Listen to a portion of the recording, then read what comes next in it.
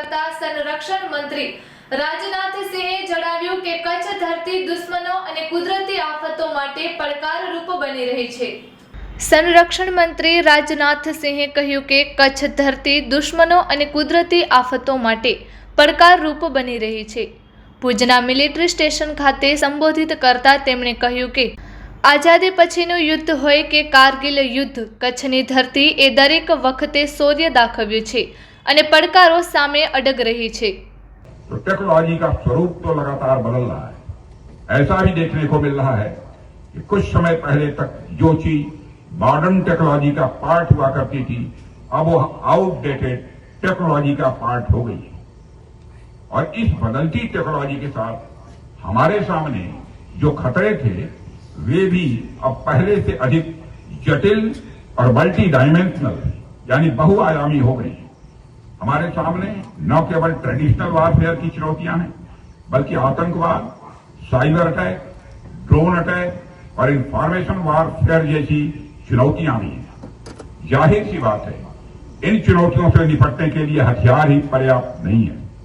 इसके लिए mental strength, मानसिक ताकत, अपडेटेड नॉलेज, सामयिक ज्ञान और क्विक एडेप्टेबिलिटी यानी हर परिस्थितियों के अनुरूप अपने को ढालना, यह भी आवश्यक है। याद रखिए, युद्ध केवल हथियारों से नहीं लड़े जाते, युद्ध जीते जाते हैं मनोबल, अनुशासन और निरंतर तैयारी से।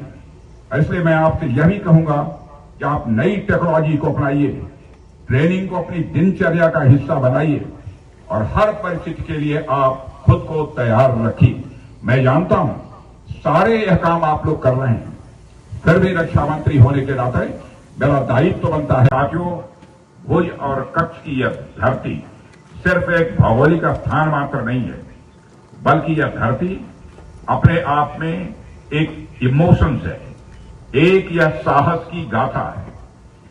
1971 का युद्ध हो या 1999 का कारगिल युद्ध, कच्छ की सीमाओं ने हमेशा हमारे सैनिकों की बहादुरी को देखा है। यह वह धरती है जिसने प्रकृति के प्रकोप और शत्रुओं के आक्रमण दोनों को सदियों से चुनौती दी है। इस धरती में रेत भले ही है, लेकिन उस रेत की रग रग में वीरता कूट कूट कर भरी हुई है। साथियों, इस क्षेत्र ने अनेक वीरों को जन्म दिया है। यहां के लोगों की जीवटता, उनकी कठिन परिस्थितियों में जीने की कला और उनका देशभक्तिपूर्ण जज्बा पूरे देश के लिए एक प्रेरणा का यह स्रोत है।